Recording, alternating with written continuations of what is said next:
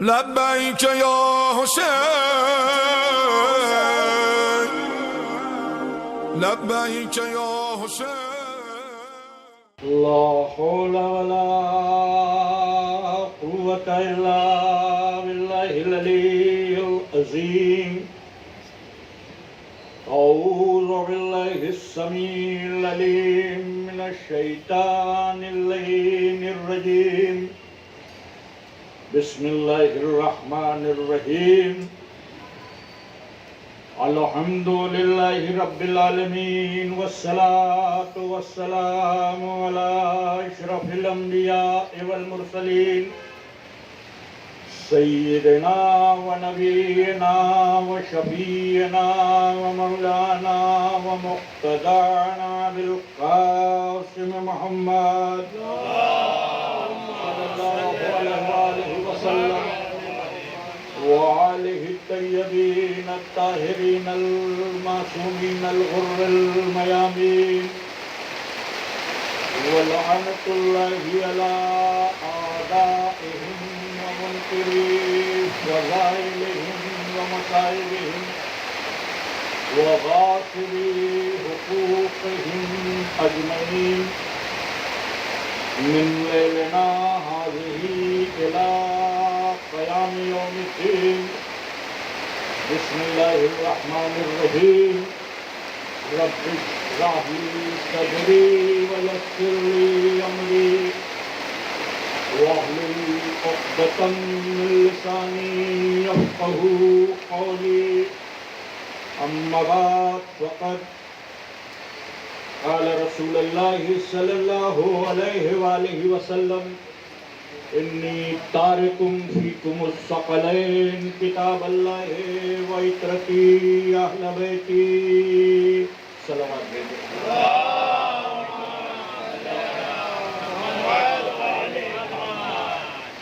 برادران ایمانی عشرہ اربعین کے حوالے سے منعقد ہونے والی مجالس کا آج پہلا دن ہے اور آپ حضرات کے روبرو مسلسل گفتگو رہے گی ان حالات میں مجلس کا قیام اور اس کا برپا کرنا اس بات کی زندہ دلیل ہے کہ ذکر حسین کا کارواں چلتا ہی رہے گا، حالات جو بھی ہوں اور ماحول جیسا بھی ہو۔ بہرحال 14 صدیوں سے نہ یہ ذکر رکا ہے اور نہ آئندہ کبھی رکے گا، صرف کردار بدلتے جاتے ہیں مگر ذکر وہی رہتا ہے۔ ہمارے بزرگوں نے اس ذکر کو قائم رکھا اور بطور وراثت ہم کو دیا۔ اب ہماری ذمہ داری ہے کہ ہم آنے والی نسلوں تک اس عظیم سرمایہ کو منتقل کریں، کیونکہ دین کی حقیقی روح اسی ذکر کے اندر پوشیدہ ہے۔ ان مثال کے لیے میں نے پہلی محرم سے جب جہاں مجھے ذکر کی توفیق ہوئی، میں نے حدیث ثقلین کو سرنامہ سخن قرار دیا، اور اب یہاں بھی آپ حضرات کے روبرو اسی کے ذیل میں کچھ معروضات حاضر کرنا مقصود ہیں۔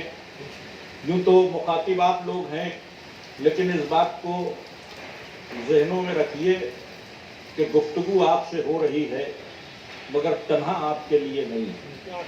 جہاں تک ممکن ہو پیغام کو عام کرنے کی کوشش کیجیے، اس لیے کہ یہ حدیث ثقلین پیغمبر اسلام کا وہ منشور ہے جو صبح قیامت تک امت کو وحدت کی راہ دکھاتا ہے، اور یہی حدیث ثقلین وہ نقطہ اتحاد ہے کہ جہاں پر آ کر امتوں کے اختلاف بھی ختم ہو سکتے ہیں اور تفرقہ پردازی کا ماحول بھی ختم ہو سکتا ہے، صرف اس ایک حدیث پر اگر عالم اسلام مجتمع ہو جائے۔ اب مجتمع کیسے ہو؟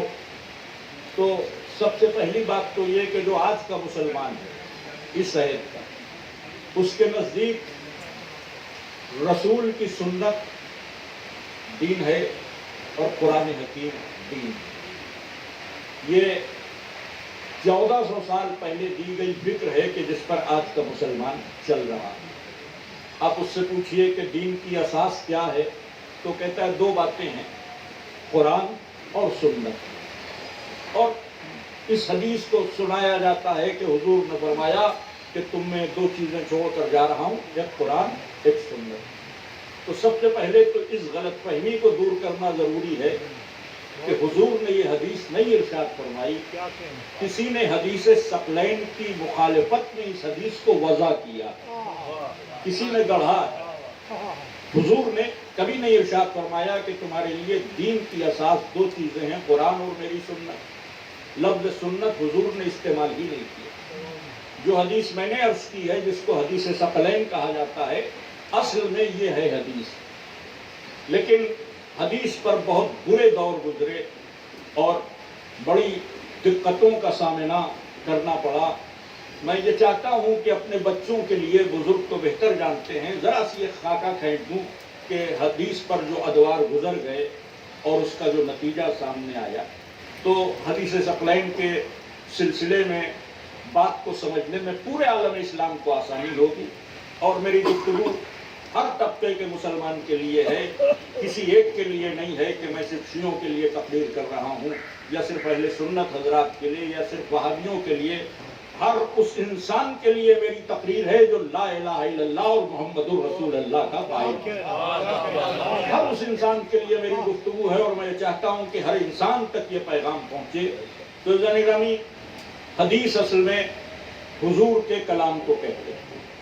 مسلمانوں کے پاس سرمایہ اور اثاثہ 2 ہی چیزیں ہیں، ایک ہے قرآن جو اللہ کا کلام ہے، اور ایک حدیث جو رسول اللہ کا کلام ہے۔ حدیث کی تعریف میں بہت سے مغالطے بھی ہیں، اس لیے کہ مسلمانوں نے کہا کہ کچھ باتیں تو صحیح حدیث ہیں، کچھ باتیں حضور کی نجی زندگی ہیں، اس کو حدیث میں نہیں شمار کیا جائے گا۔ اس طرح کی بہت سی باتیں ہیں۔ تو مسلمانوں کے نزدیک اگر تعریف یہ کی جائے کہ حدیث رسول کے ہر اس کلام کو کہتے ہیں جو قرآن کی تشریح کرتا ہو، حدیث ہر اس کلام کو کہا جائے گا جو قرآن کی تشریح کرتا ہو۔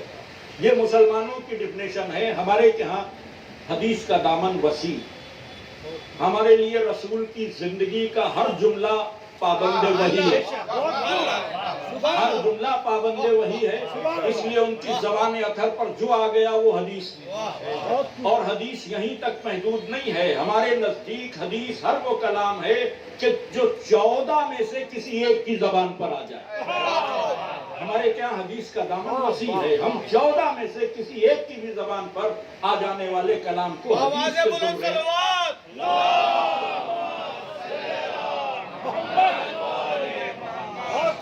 شامل کرتے ہیں۔ تو یہ جو میں نے آپ کی خدمت میں عرض کیا کہ یہ الگ الگ فکریں حدیث کے سلسلے میں، بہرحال ہم اسی بات کو تسلیم کر لیتے ہیں کہ رسول کا وہ کلام جو قرآن کی تشریح کرتا ہو وہ حدیث ہے۔ لیکن یہ حدیث جو قرآن کی تشریح کے لیے ہے، اس پر ابتدا میں پابندی عائد ہو گئی۔ میں نے کہا بہت برا دور گزرا کہ ابتدا میں بیان حدیث پر پابندی، جیسے ہی حضور اس دنیا سے رخصت ہوئے اور ایک اسلامی اسٹیٹ وجود میں آئی، جس کو آپ خلافت راشدہ کے نام سے جانتے ہیں یا کسی بھی نام سے جانتے ہوں، سقیفہ میں جو قائم ہوئی خلافت، تو اس خلافت نے حدیث رسول پر پابندی لگا دی۔ جب کوئی صحابی حدیث رسول بیان کرتا تھا تو جو ایک صحابہ اقتدار میں تھے وہ مخالفت کرتے تھے، اس میں جھگڑے بھی ہوتے تھے، مار پیٹ تک کی نوبت آئی۔ بعض صحابہ نے ناراضگی کا اظہار کیا کہ آپ اگر یہ چاہتے ہیں کہ ہم حدیث نہ بیان کریں تو یہ ممکن نہیں ہے۔ یعنی بڑے مشاجرات ہیں صحابہ کے درمیان، کچھ حدیث بیان کرنا چاہتے تھے، کچھ روکنا چاہتے تھے۔ خاص کر جو حکومت کا طبقہ تھا وہ چاہتا تھا کہ حدیثیں نہ بیان ہوں۔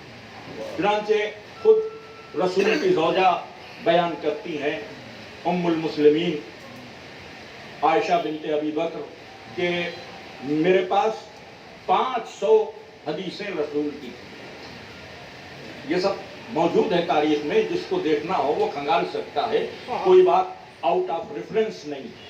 500 حدیثیں رسول کی تھیں۔ ایک دن ابا جان نے کہا کہ ذرا وہ اپنا نسخہ دو، تو میں نے لے جا کے دے دیا۔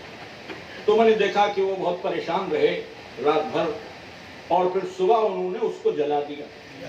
500 حدیثیں رسول کی جلا دی گئی۔ اب میں نے پوچھا کہ یہ آپ نے جلا کیوں دیا؟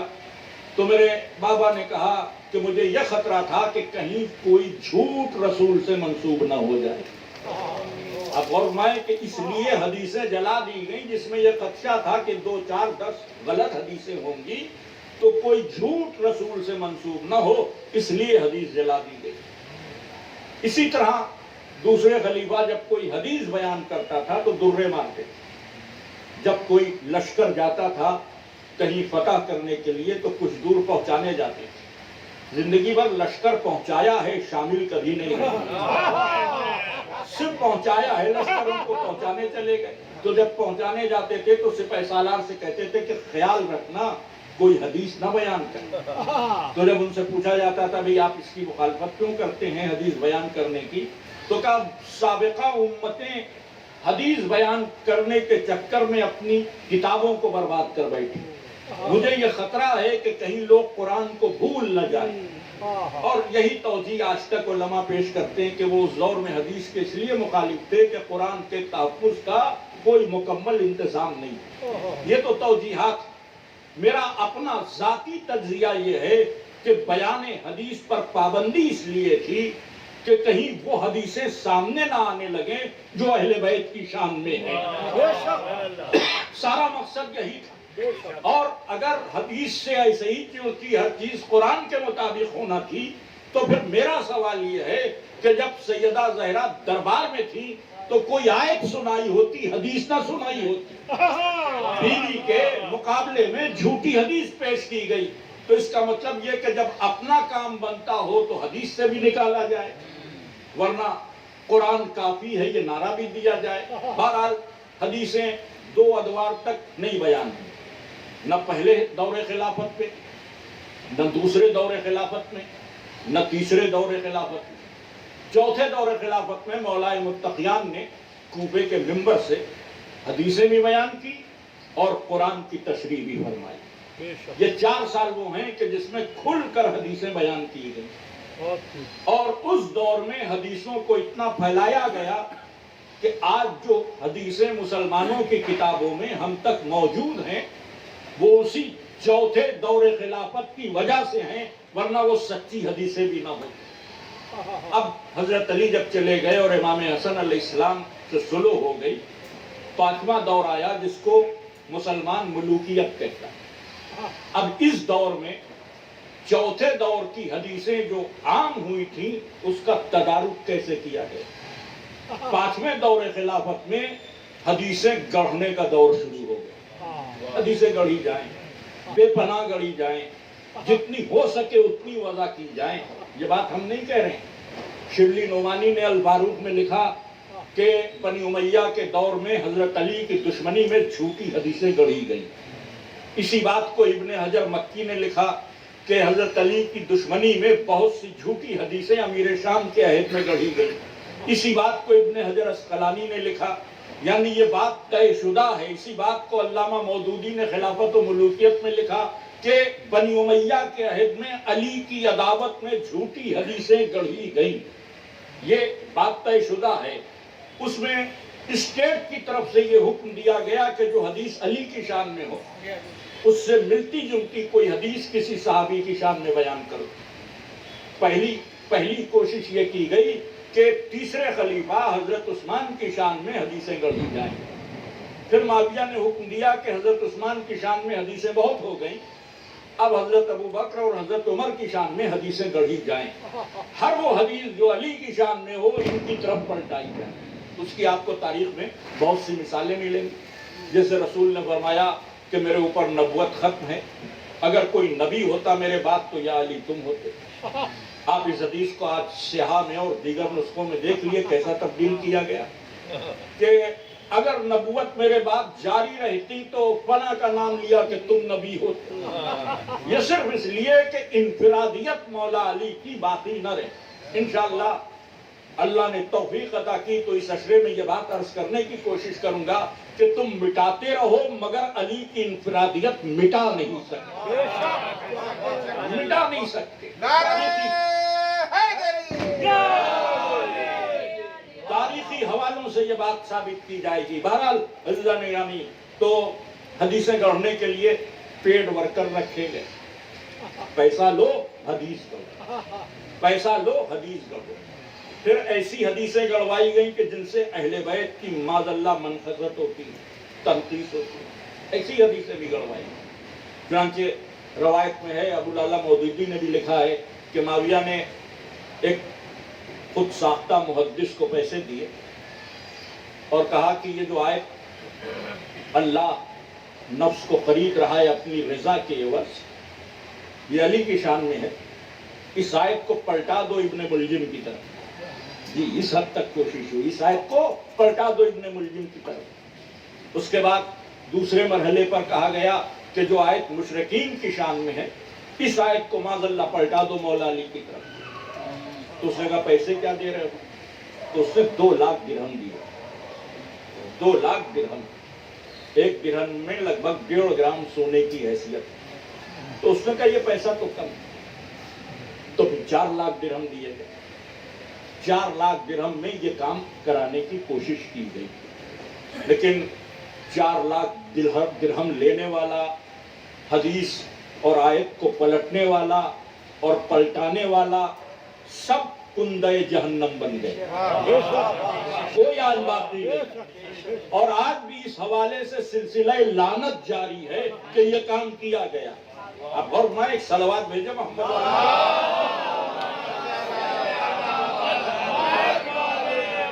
آپ تھوڑا تھوڑا سا آگے آ جائیں تاکہ بعد میں آنے والوں کو زحمت نہ ہو، تھوڑا تھوڑا سا بس۔ محمد وآل محمد صلوات۔ آپ دیکھیے کہ کیسے کیسے لوگ کس طرح بن گئے۔ یہی حدیث کے بیان کرنے میں جو رشوتیں ملی، لوگ کیا سے کیا ہو گئے۔ آپ نے نام سنا ہوگا، بہت مشہور نام، حضرت ابو ہریرہ رضی اللہ، ہر ایک کی زبان پہ یہ نام۔ یہ بہت بڑے محدث، انہی نے ہزاروں حدیثیں بیان کی، ہزاروں حدیثیں بیان کی ہیں، اور سیاہ ستہ کے معتبر محدثین میں بخاری نے بھی ان سے حدیث لی ہے، مسلم نے بھی لی ہے، اور ہر سیاہ لکھنے والے نے، داؤد نے اور ترمذی نے، سب نے ان سے حدیث لی۔ ان کی جب آپ بایوگرافی دیکھیں تو یہ یمن سے سن 7 ہجری میں آئے، یعنی حضور کے ساتھ انہی نے کل 3 برس بتائے۔ کتنا ٹائم گزارا؟ صرف 3 سال۔ 3 سال حضور کے ساتھ رہے، کس عالم میں رہے؟ ان کا شمار اصحاب صفہ میں۔ مسجد النبوی کے سامنے ایک چبوترا تھا، اس پہ کچھ لوگ بیٹھ جاتے تھے، وہی ان کا گھر تھا۔ کچھ لوگ انہیں کھانا دے دیتے تھے تو پیٹ کی آگ بجھتی تھی، انہی میں ان کا بھی شمار ہے۔ ابو ہریرہ صاحب کا وہیں رہتے تھے۔ یہ خود بیان کرتے ہیں کہ عالم یہ تھا کہ ایک لنگی تھی کل سرمایہ، اور اس طرح کی تھی کہ اگر سوتے میں پیر ڈھانپتے تھے تو سر کھلا رہتا تھا، اور سر ڈھانپتے تھے تو پیر کھلا رہتا تھا۔ لوگوں کے ساتھ صرف اس توقع پہ لگے رہتے تھے کہ شاید کچھ کھانے کو مل جائے۔ بھوک کے حوالے سے پوری تاریخ میں بہت مشہور، کبھی کسی کے گھر چلے جا رہے ہیں، کبھی کسی کے گھر چلے جا رہے ہیں۔ انہوں نے خود بیان کیا کہ ایک رات میں بھوکا تھا، اور مسجد سے خلیفہ اول جو بعد میں خلیفہ ہوئے حضرت ابوبکر وہ نکلے، تو میں ان کے پیچھے چلا گیا ان کے دروازے تک، اور میں نے ان سے کہا کہ اللہ خیر کرنے کو دوست رکھتا ہے، یعنی اشارہ کیا کہ کچھ خیر کرو۔ تو انہوں نے مجھ سے کہا کہ مسجد میں جاؤ، عبادت کرو، اس سے بہتر کوئی خیر نہیں ہے۔ مجھے ٹکا سا جواب دیا۔ پھر وہ دوسرے خلیفہ کے ساتھ گئے، وہاں بھی کچھ یہی ہوا۔ پھر رسول اللہ نے ان کو ایک پیالہ دودھ دیا تو اس رات ان کے شکم کی آگ بجھی۔ تو ہمیشہ کھانے کے پیچھے دوڑتے رہے، بھوک سے کبھی ان کو نجات ہی نہیں ملی۔ حضور کے بعد پہلی خلافت اور دوسری خلافت میں کچھ حالات ان کے بہتر ہوئے، مگر بھوک کا سلسلہ وہی رہا۔ ہاں، بھوک کبھی نہیں ملی۔ چنانچہ جنگ صفین میں جو ان کا کیریکٹر تاریخ میں ہے وہ یہ کہ جب دن میں جنگ ہوتی تھی تو یہ بلندی پر صرف جنگ دیکھتے تھے، نہ ادھر سے لڑے نہ ادھر سے لڑے، کبھی میدان میں جانے کی زحمت ہی نہیں، भैया इधर हो जाओ या उधर हो जाओ, नहीं, जंग में ऊपर से देखते थे। जब शाम होती थी, जंग बंद होती थी, तो ये नीचे उतर आते। अली के लश्कर में जाते थे, मौला अली के पीछे नमाज पढ़ते। फिर वहां से निकलते थे तो माविया के लश्कर में जाते थे और उसके दस्तरखान पे बैठ जाते थे। नमाज वहां पढ़ते थे और खाना वहां खाते थे। खुद जब इनसे पूछा गया कि भाई ये क्या हरकत है कि इधर नमाज पढ़ने आए, उधर खाना खाने चले गए, ये कौन सी बात है? पूरा समझ लिए कि यूएनओ का रोल अदा करते थे हर तरफ। खाना इधर है, नमाज उधर। मैंने कहा उसमें इबादत अली के साथ अच्छी लगती है और दस्तरखान माविया का अच्छा लगता है। एक सलवात भेजे मोहम्मद।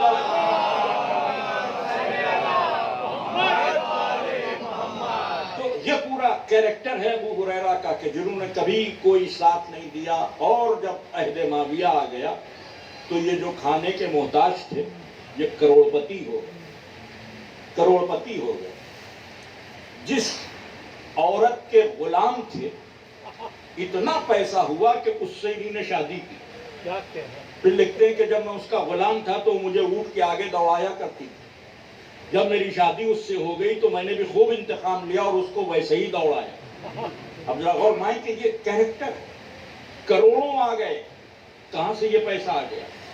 क्या अबू हुरैरा ने कोई काश्त कर ली, कोई बिजनेस कर लिया? इस बात में तारीख खामोश है। न कोई तिजारत है, न कोई बिजनेस। दौलत, दौलत किस बुनियाद पर है कि झूठी हदीसें बयान कर दो। अब देखिए कि कैसी कैसी हदीसें बयान की। अब दामन वक्त में पूरी इतनी गुंजाइश नहीं है कि मैं बहुत तफसील से बात अर्ज कर सकूं। आप देखिए सही बुखारी में इनकी एक हदीस है, उस हदीस को सुनिए और इनके मिजाज का अंदाजा लगाइए। हदीस है सही बुखारी में कि हजरत अबू हुरैरा बयान फरमाते हैं कि जो इंसान दस्तों की बीमारी में मर जाए, पेचिश हो जाए और कई बार उसे टॉयलेट जाना पड़े और इतने दस्तों उसमें मर जाए तो वो शहीद। ये हदीस है बुखारी शरीफ में। क्यों है आज तक नहीं समझ में आया। इसी से मिलती जुलती हदीस है कि अगर किसी बर्तन में मक्खी गिर जाए तो उसको एक बार चूस के फेंक दो। अब ये हदीस रसूल तो नहीं हो सकती, किसी की दस्तरखान की मक्खी की बयान की हुई हदीस तो हो सकती है, पैगंबर की जबान से निकले हुए अल्फाज नहीं हो सकते। अब ये तो मुझे नहीं मालूम कि ये हदीसें क्यों बयान की। मेरा एक जाती ख्याल है जिसको मैंने लिखा भी है। मौलाना बादशाह साहब ने किताब लिखी एतराफात बुखारी, तो इत्तेफाक से उस पर मैंने एक मुकदमा लिखा। तो उसमें मैंने ये बात तहरीर की कि मेरी समझ में ये आता है। देखिए ये कोई तारीख नहीं है कि आप कहिए किस किताब में, नहीं, जो मेरी समझ में आया है वो मैं अर्ज कर रहा हूँ कि किसी नीम हकीम ने किसी दस्त के मरीज को मार दिया होगा। अब घर वाले चढ़ दौड़े होंगे कि तुमने मार दिया, कैसी दवा दे दी। तो वो हकीम भाग कर आया अबू हुरैरा के पास, क्या करें, घबराओ नहीं, पैसे दो। पैसे मिले, उसने हदीस सुना दी। तुम लोग बिला वजह लड़ रहे हो, 10 का मरीज तो शहीद होता है, तुम्हारा अजीज तो जन्नत में चला गया। एक सलवात भेजे मोहम्मद।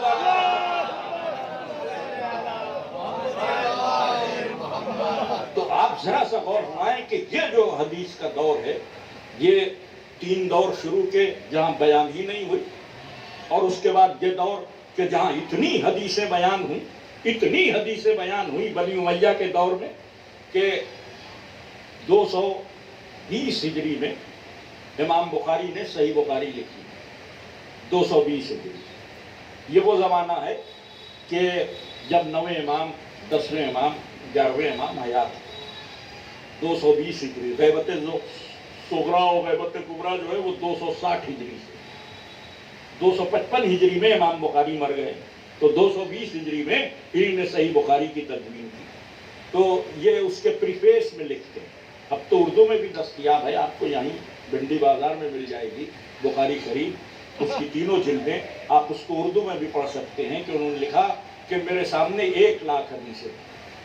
कितनी थी? 1 लाख। उन 1 लाख में से 6000 चुनी उन्होंने। अगर मुकर्ररात मिलाएं तो 5000 कुछ हदीसें बुखारी में। का मैंने बड़ी एहतियात की इन हदीसों को चुनने में भी कि मैंने इस्तिखारा देखा, गुस्ल किया, नमाज पढ़ी, जिन हदीसों पे इस्तिखारा आया उसको हमने सही में लिखा। इस तरह इतनी मेहनत से ये किताब जमा की। तो पहली बात तो ये कि 1 लाख में 6000 सही हदीसें चुन पाए, 94,000 غلط حدیثیں. یہ غلط حدیثیں کس کی دین ہے؟ کس کے عہد کی؟ کس نے وضع کیا؟ کس نے گڑھا؟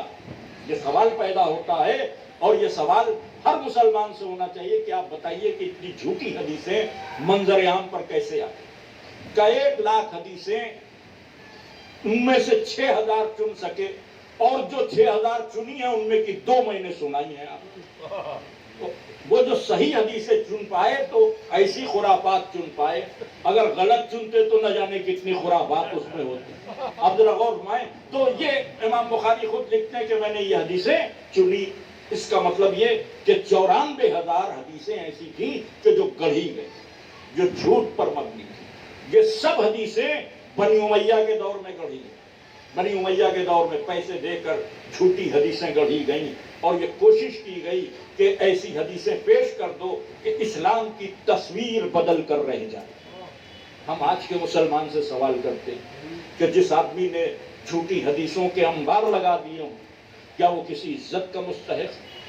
کیا اسے اسلام کا دوست کہا جا سکتا؟ کیا اسے اسلام کا ہمدرد کہا جا سکتا؟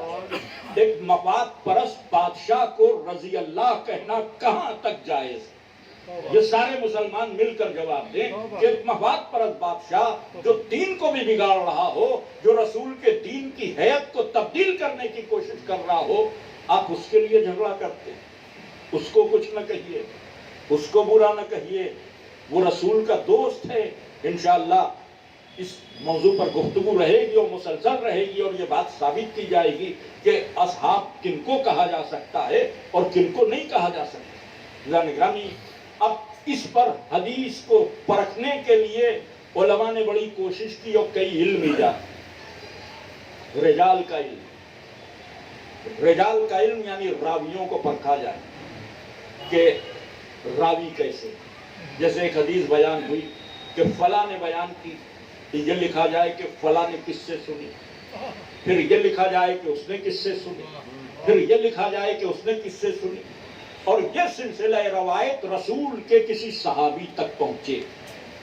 اب بیچ میں 8, 10, 11 جتنے بھی راوی ہیں، جتنے بھی لوگ ہیں، جتنے بھی رجل ہیں، انہی کو پرکھنا علم رجال کا کام ہے کہ ان میں جھوٹے کتنے ہیں، ان میں سچے کتنے ہیں، بیان کرنے والے ثقہ ہیں، ان کا مذہب کیا ہے، ان کی فکر کیا ہے، ان کا عقیدہ کیا ہے، کس سے جڑے ہیں.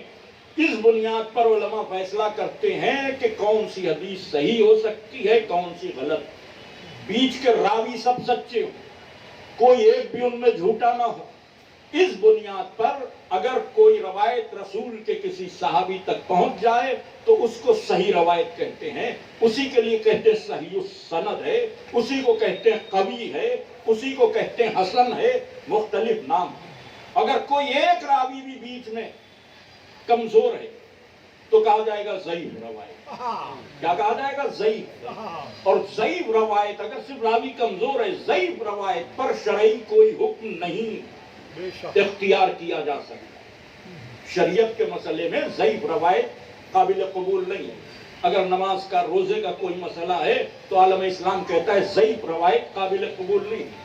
ضعیف میں راوی کمزور، اور اگر کوئی راوی بیچ میں جھوٹا ہے، ایک بھی 10 کے سلسلے میں ایک بھی جھوٹا ہے تو اسے کہیں گے وضعی. یہ گڑھی ہوئی حدیث ہے، وضع کی ہوئی، تو اس کا کسی معاملے میں کوئی اعتبار نہیں. گڑھی ہوئی حدیث کا اور وضع کی ہوئی حدیث کا کسی معاملے میں کوئی اعتبار نہیں. اب اگر یہ آپ ذہن میں محفوظ کر سکے کہ حدیثیں پرکھی کیسے جاتی ہیں، روایت کیا ہے، راوی کون ہیں، سندیں کیا ہے، یہ سلسلے ہمارے کیا بھی ہے. چنانچہ آیت اللہ ہوئی نے رجال پر پوری کتاب لکھی ہے، اور ہم نے اپنے رجال کو پرکھا، شیعہ راویوں کو، کیونکہ بیچ میں بخاری اور صحاح ستہ کے جو راوی ہیں انہوں نے ان راویوں کو بھی متروک کر دیا کہ جو شیعہ تھے. یہ لکھا کہ ثقہ ہیں، سچے ہیں، اچھے، ان سے اس لیے روایت نہیں لیتے کہ یہ شیعہ ہیں. اب غور میں کہ اس بنیاد پر روایتوں کو رد کیا گیا کہ ان سے اس لیے روایت نہیں لیتے کہ شیعہ ہیں. ان سے روایت لے لیتے ہیں جو ابن ملجم کا قصیدہ پڑھتے ہیں. دیکھیں اسی بخاری میں ان سے روایت ہے جنہوں نے ابن ملجم کا قصیدہ پڑھا. بخاری کا وہ راوی ہے ابن عامر ملعون کہ جو ہر نماز پہ حضرت علی پہ لعنت کرتا ہے، وہ بخاری کا راوی ہے۔ تو جب چوتھے خلیفہ پہ لعنت کرنے والا تمہارا راوی ہو سکتا ہے تو کیوں نہ تم پر اور تمہاری کتاب پہ لعنت کی جائے؟ صلوات بھیجیں محمد والے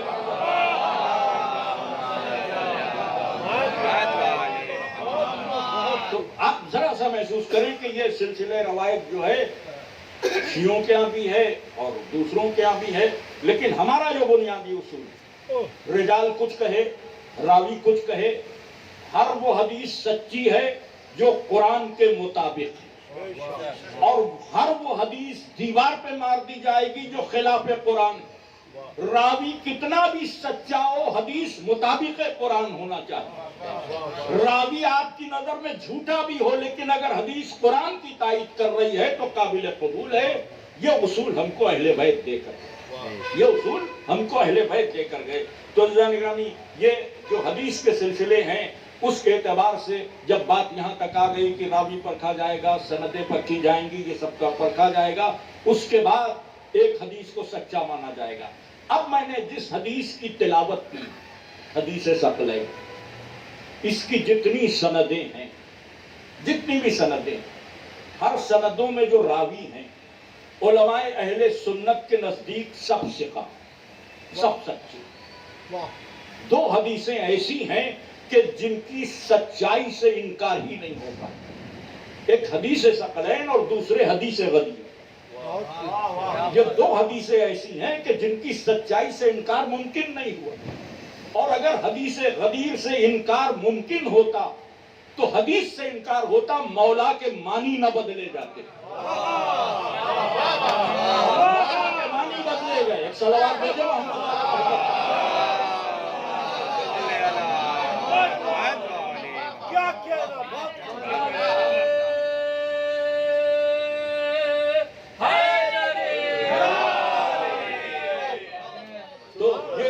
انکار ہے وہ صرف اس لیے ہے، مولا کے معنی میں جو تبدیلی ہے وہ صرف اس لیے ہے کہ حدیث غدیر سے انکار ممکن ہے۔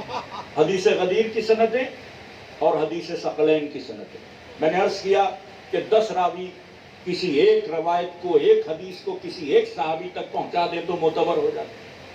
وہ حدیث ایسن ہو جاتی ہے کہ جس میں 5-10 صحابہ ہوں، 15-20 صحابہ کسی ایک حدیث کو بیان کریں تو اس کے اعتبار کا کیا کہنا؟ کیا میں عرض کروں کہ علماء اہل سنت کی تحقیق کیا؟ میں شیعوں کی بات نہیں کر رہا۔ ابن حجر مکی کہتے ہیں کہ حدیث ثقلین کو 70 سے زیادہ صحابہ نے بیان کیا، اور حدیث غدیر کو 150 سے زیادہ صحابہ نے بیان کیا۔ 150 صحابہ نے بیان کیا، 1800 سچے راوی ہیں جو بیچ میں آتے ہیں۔ یہ حدیث غدیر۔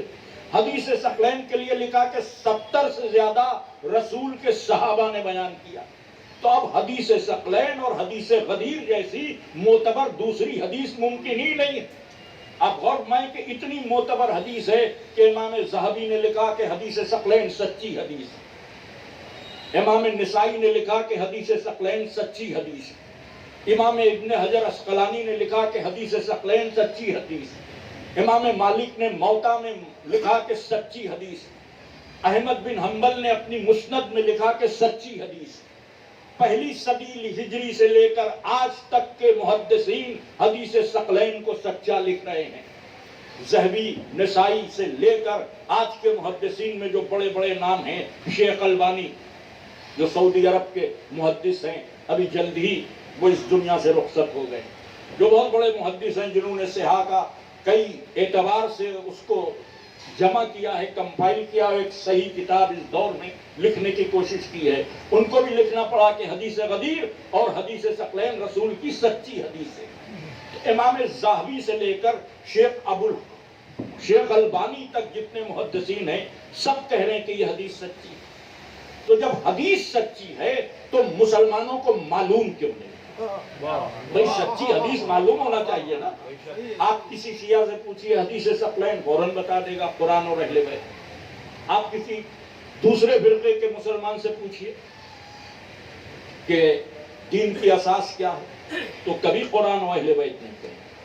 وہ کہے گا رسول نے فرمایا کہ تم میں 2 چیزیں چھوڑ کر جا رہے ہیں، قرآن اور سنت۔ اب ذرا غور فرمائیں کہ قرآن و اہل بیت کی جہاں کیا بیان ہوتا ہے؟ قرآن و سنت۔ آپ اکثر دیکھ لیں بڑے بڑے اسکالرز جو ہیں وہ قرآن و سنت کی بات کرتے ہوئے نظر آتے ہیں۔ وہ اسرار احمد تھے، اکثر وہ بھی اس حدیث کو دہراتے تھے۔ سب تو واٹس ایپ کی دنیا ہے، آپ کا خود دیکھا ہوا ہوگا کہ قرآن و سنت دو حدیثیں۔ ان حدیثوں کی جب آپ قرآن اور سنت والی حدیث کی تحقیق کریں تو آپ کو یہ سن کر حیرت ہوگی کہ نہ بخاری نے اس حدیث کو لکھا، نہ مسلم نے اس حدیث کو لکھا، نہ نسائی نے اس حدیث کو لکھا، نہ ترمذی نے اس حدیث کو لکھا۔ صرف سنن ابن داؤد میں آئی، لیکن بیچ میں جو حوالے آئے ہیں ان میں دو راوی جھوٹے ہیں۔ سنن ابن داؤد میں یہ حدیث ہے، اس میں دو راوی جھوٹے ہیں۔ مسند احمد بن حنبل میں یہ حدیث آئی تو ہے مگر کوئی راوی نہیں بیان ہوا، صرف حدیث بیان کر دی امام احمد بن حنبل نے کہ رسول نے کہا دو چیزیں چھوڑ کر جا رہے ہیں، قرآن اور سنت۔ کس سے سنا نہیں پتا، کس نے بیان کیا نہیں پتا۔ تو اس بنیاد پر جو مسلمانوں کے بنائے ہوئے اہل سنت اکابرین اور علماء کے اصول ہیں کہ جس حدیث کی سندیں نہ ملیں، راوی نہ ملے، وہ جھوٹی اور وضعی ہے۔ ایک وضعی اور جھوٹی حدیث پر پوری مسلک اہل سنت کی بنیاد ہے، جھوٹی حدیث پر۔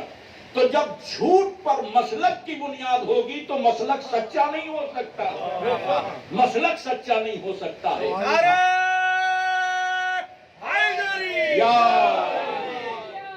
اور ہماری جو بنیاد ہے وہ حدیث ثقلین، جو آپ کے ہاں بھی ہے، جو ہمارے کے ہاں بھی ہے۔ تو تمام مسلمان بھائیوں سے درخواست ہے کہ حدیث ثقلین جب ہے تو اس کو جانتے کیوں نہیں؟ اور علماء سے گزارش ہے کہ آپ نے اپنی قوم کے ساتھ کتنا بڑا دھوکہ کیا۔ میں سادہ لو عوام کو کوئی الزام نہیں دیتا، ان کو بتایا ہی نہیں گیا۔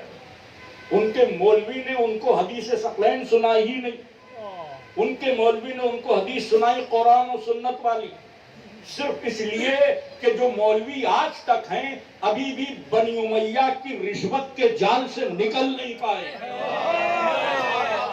صلوات بھیجیں محمد والا محمد۔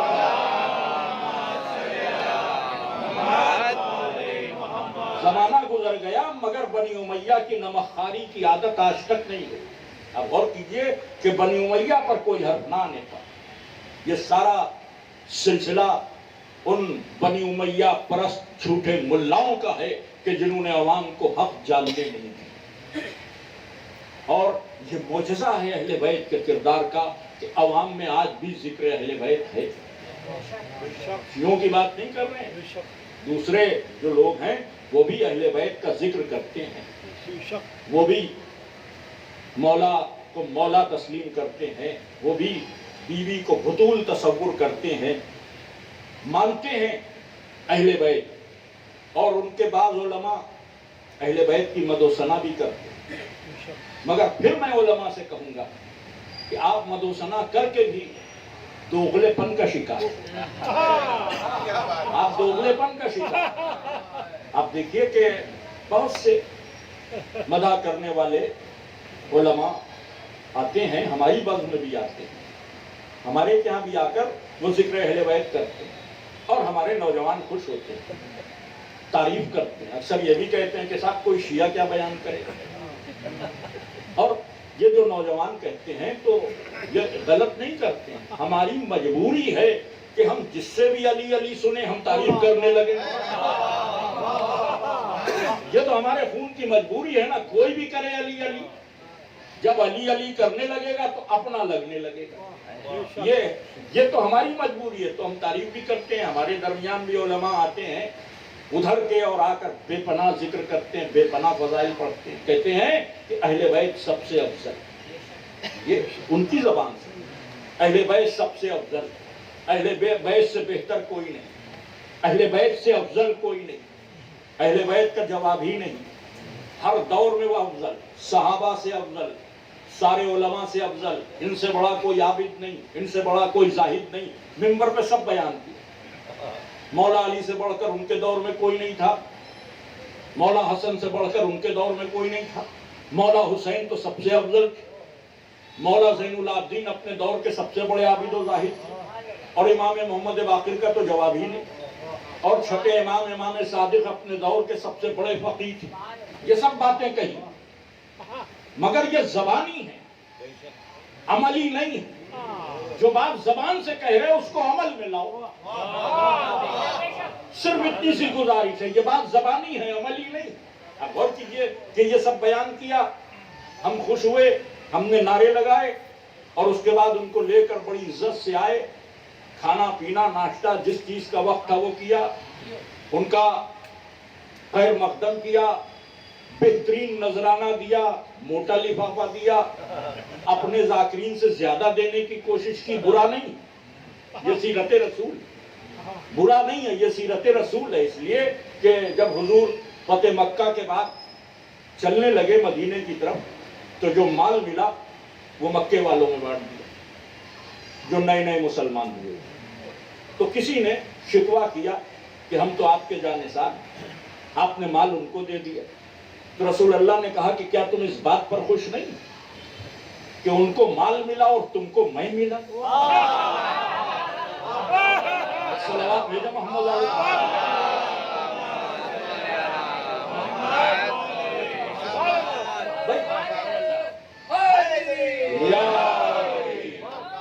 تو ہم تو اس بات پہ راضی ہیں کہ مال کسی کو ملے، ہمیں مولا کے قدموں کی خاک مل جائے.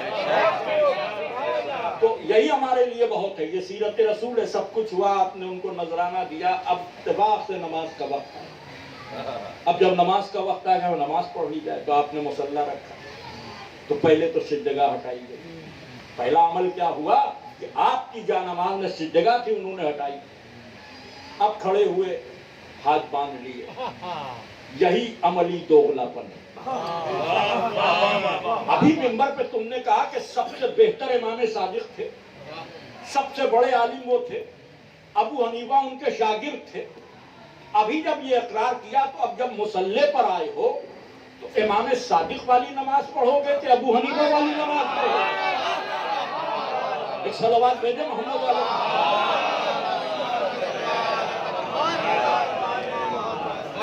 جن کی مدوسنا کی، جن کو سب سے افضل قرار دیا، جن کو سب سے بہتر قرار دیا، دین ان سے لو، مذہب ان سے لو. تب اس حدیث پر عمل ہوگا کہ تم میں دو چیزیں چھوڑ کر جا رہا ہوں، ایک قرآن، دوسرے اہل بیت. اگر ان دونوں سے متمسک رہے تو کبھی گمراہ نہیں ہوگا. ان دونوں میں کبھی الگاؤ نہیں ہوگا، یہاں تک کہ حوض کوثر پر مجھ سے آن ملو گے. انشاءاللہ کل اس پر مزید گفتگو ہوگی. بات کو مختصر کرتے ہوئے کہ رسول اللہ یہ حدیث کہہ کر اس دنیا سے ارشاد فرما کر رخصت ہو گئے، اور اس کے فوراً بعد دنیا نے جو کیا وہ آپ کے پیش نظر. سب سے پہلے جس کو چھوڑا وہ اہل بیت کی ذوات مقدسہ، ان کو چھوڑ دیا گیا. اب دیکھیے کہ کس صورت سے چھوڑا گیا. تاریخ میں تمام مناظر، اور آپ جانتے بھی ہیں حضور کی وفات کو صرف 1 مہینہ گزرا، 1 مہینے سے زیادہ نہیں. 1 مہینہ حضور کی وفات کو جب گزر گیا تو حضور پاک کی وفات کے 1 مہینے بعد ایک دن مولائے متقیان مزمحل قدموں سے گھر میں آئے. بنت نبی نے استقبال کیا اور ایک سوال کر دیا. آپ اہل بیت کے درد کو محسوس کریں. سوال کیا کہ یا علی، ہم نے سنا ہے کہ لوگ تم کو سلام نہیں کرتے. یہ نبی کے بعد ہیں اہل بیت کہ ہم نے سنا ہے کہ لوگ تم کو سلام نہیں کرتے. علی کا جواب آپ کو اور تڑپا. علی نے کہا رسول کی بیٹی آپ یہ کیا کہہ رہی ہیں، لوگ سلام نہیں کرتے؟ ارے جب میں سلام کرتا ہوں تو لوگ جواب نہیں دیتے. یہ دور کس پر ہے؟ نبی کے ان اہل بیت پر کہ جو قرآن کے ساتھ. کوشش یہ کی گئی کہ منظر سے پس منظر میں کر دیا جائے اہل بیت. گرامی آپ یقین جانیے کہ نام و نشان مٹا دیا گیا ہوتا اہل بیت اطہار کا اگر بیچ میں کربلا نہ ہو. کربلا اس محاذ کا نام ہے کہ جس نے عظمت اہل بیت کو زندہ رکھا، ورنہ انسانی ذہنوں سے یہ عظمتیں محو کر دی جائیں. امام حسین نے بتایا کہ اہل بیت کی عظمت کیا. کربلا میں آ گئے، اور جب کربلا میں آ گئے تو بے دینوں کے چہروں کو بے نقاب کر دیا، ظالموں کو رسوا کر دیا، مظالم کی داستان منظر عام پر آ گئی. اب لوگ صرف کوشش کرتے ہیں کہ ظلم کی داستانوں کے پردے ڈالے جائیں. صرف کوشش کرتے ہیں, ہو کچھ نہیں پاتا. اور جب کچھ ہو نہیں پاتا تو کربلا کی مخالفت کرتے ہیں. ذکر حسین نہ کیا جائے, مجلس نہ کی جائے, ماتم نہ کیا جائے, علم, تعزیے, یہ شرک, یہ بدعت, یہ کہاں وہ کہاں, اتنے قسم کی باتیں ہوتی صرف اس لیے کہ کربلا ظالموں کے چہروں کو بے نقاب کر رہی ہے. جو کام کربلا نے کیا تھا وہ کام ذکر کربلا آج تک کر رہا. آپ اس ٹیرس پہ جو مجلس کر رہے ہیں یہ نہ سمجھیں کہ کوئی بہت معمولی کام ہو رہا ہے. یہ مجلس نہیں ہو رہی ہے, یہ اہل بیت کے جو دشمن ہیں وہ بے نقاب ہو رہے ہیں, اور اس حکمت سے بے نقاب ہو رہے ہیں کہ ہم تو صرف مظلوموں کو رو رہے ہیں لیکن ظالموں کے چہرے کا رنگ اپنے آپ اڑا رہے ہیں. اور میں کہ اس بات کو سمجھنا ہو تو امام غزالی بہت بڑی شخصیت ہے, ان کا فتویٰ آپ سن لیجیے. امام غزالی کہتے ہیں کہ وائس پر مقتل کربلا کا ذکر حرام ہے.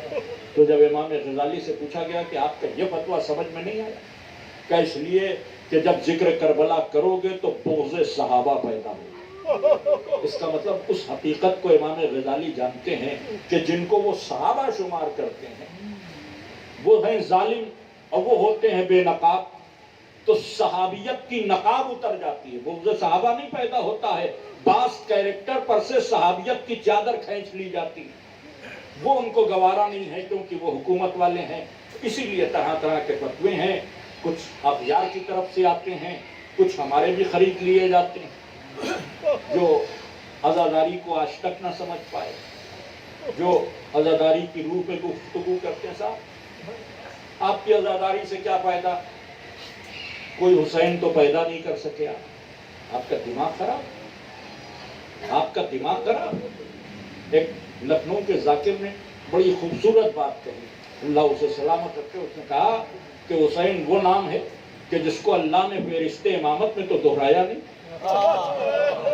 جب حسین فہرست امامت میں نہ دہرائے گئے, آپ کی اوقات کہ آپ حسین پیدا کریں, آپ حسینی بن جائیں, یہی آپ کی معراج ہے. اور حسینی بننے کے لیے اس فرش پر آنا پڑے گا, اس فرش اعضا پر آنا پڑے گا, کیونکہ یہیں سے حسینیت کے مشن کی شروعات. بس گفتگو تمام ہو گئی, رولانے کے لیے بیٹھے ہیں. عشرہ اربعین کے حوالے سے یہ پہلی گفتگو ہے. بے کسوں کے چہلم کی یاد منانے کے لیے آپ جمع ہوئے. یہ ان کا چہلم ہے کہ جن کا چہلم ہو نہ سکا. گرامی, جن کے وارث اپنے ورثہ پہ رو نہ سکے. بس طولانی گفتگو نہیں, آنکھوں میں آنسو آ جائیں, یہی مجلس کی کامیابی کی ضمانت ہے. جن کا چہلم نہ ہو سکا, جن کے ورثہ کو دیار بدیار شہر بشہر پھیلایا گیا, جن کے ساتھ کربلا میں ظلم کی تمام انتہاؤں کو ختم کر دیا گیا, جن کے بچوں کو پیاسا رکھا گیا. گرامی, معمولی بات نہیں ہے. صاحبان اولاد بیٹھے ہیں, اللہ مولا حسین کے صدقے میں سب کی اولادوں کو صحت اور سلامتی عطا فرمائے. کبھی غور کیجئے کہ باپ کا دل اور ماں کا دل کتنا نازک ہوتا ہے. آپ گھر سے نکلیں, آپ کا بچہ کہے کہ فلاں کھلونا لے آئیے, شام کو آپ لوٹیں اور آپ کی جیب میں اتنے پیسے نہ ہوں کہ وہ کھلونا خرید سکیں, تو کلیجہ پھٹنے لگتا ہے کہ یار میرے بچے نے اتنی سی فرمائش کی, آج ہم یہ بھی نہیں کر پائے. حسین کے بچے حسین سے صرف پانی مانگتے.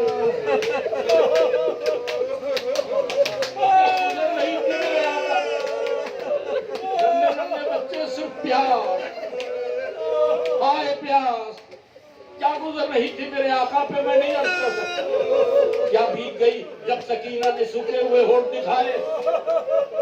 گرامی, کتنی پیاس تھی, میں کیا عرض کروں. کربلا میں کتنی پیاس تھی. صافی محرم سے پانی بند تھا, بچے پانی سے پریشان تھے.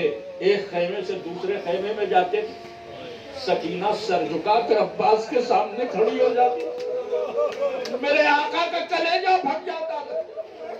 بیلچہ لیے ہوئے صحرائے کربلا میں کنویں کھود رہے ہیں۔ ارباب مقاتل نے لکھا کہ ایک نہیں 7 کنویں کھودے غازی نے، مگر پانی نہیں نکلا۔ بچوں کی پیاس دیکھی نہیں جا رہی ہے۔ ادھر بچوں کا یہ عالم ہے کہ ہر قافلہ جب صحرا میں ٹکتا ہے تو ایک خیمہ صرف اس لیے لگایا جاتا ہے کہ جس میں مشکیں رکھی ہوں، جس میں پانی رکھا ہو، جب ضرورت ہو پانی لے لیا جائے۔ یہ خیمہ دوسری محرم کو حسین نے بھی لگایا، لیکن 7ویں سے اس خیمے میں ایک بوند پانی نہیں تھا۔ کبھی چھوٹے چھوٹے بچے ڈھونڈتے ہوئے آتے تھے، خیمے کا پردہ ہٹاتے تھے، سوکھی ہوئی مشکوں کو دیکھتے تھے۔ پھر مقتل میں ایک جگہ عجب روایت دیکھی، کلیجہ پاش ہو گیا۔ کچھ بچے ایسے تھے کہ زمین پر جو پانی گرنے کی لکیریں بن گئی تھی اس پہ اپنے گلے رکھ کے لیٹ گئے کہ شاید کچھ ٹھنڈک کا احساس ہو جائے۔ جزاکم ربکم خیر الجزا۔ یہ مرحلہ شب عاشور تک جاری رہا، سب پیاسے تھے، سب کی پیاس تھی۔ نگرامی وہ جو عاشور کو شہید ہو گئے ان کی تو پیاس کا خاتمہ ہو گیا، لیکن جو بچ گئے ان کو کب پانی ملا مجھے نہیں خبر۔ بس روایت میں یہ ملتا ہے کہ جب کھانا پانی آیا، تھوڑا سا کھانا پانی بیویوں کو قیدی بنانے کے بعد جب دیا گیا، جب پانی آیا تو بیویوں نے پانی کو دیکھا تو جیسے خواہش بھر گئی۔ اب کوئی پانی کی طرف نہیں بڑھ رہا ہے۔ ام لیلہ کیسے پانی پیے، علی اکبر کو پیاسا دیکھا۔ ام رباب کے گلے سے کیسے پانی اترے، بی بی زینب آگے بڑھی، آگے بڑھ کے کہا بیویوں یہ پانی پی لو۔ رو کر ام رباب نے کہا شہزادی اب پانی پینے کا دل نہیں چاہتا، میرا آقا حسین پیاسا ذبح ہو گیا۔ چوتھے امام نے سیدانیوں سے کہا بیویوں کھانا پانی زندگی کی ضرورت ہے، اسے ترک نہ کرو ورنہ تم لوگ جی نہ پاؤ گی، پانی پی لو۔ جب امام نے کہا پانی پی لو تو بی بی زینب نے کہا سکینہ کہاں ہے، چھوٹی ہے، سب سے پہلے اسے پانی دے دیا جائے۔ بی بی ریت پر آرام کر رہی تھی، جناب زینب نے بازو کو ہلایا، بی بی اٹھو، اٹھی، بی بی پانی پی لو۔ چونک کر کہا کیا میرے امو آ گئے، کیا میرے چچا آ گئے؟ بی بی چچا نہیں آئے، پانی آیا ہے۔ پھر ہاتھ نے پیا نہیں، بچے پہلے پیتے ہیں، جان لیا۔ اٹھ کر مقتل میں ادھر ادھر جانے لگی، سوال کیا بی بی زینب نے کہاں جا رہی؟ آپ ہی نے تو کہا بچے پیتے ہیں، میرا علی اکبر سب سے چھوٹا ہے، اپنے بھائی کو پانی پلاؤں گی، اس کے بعد میں پانی۔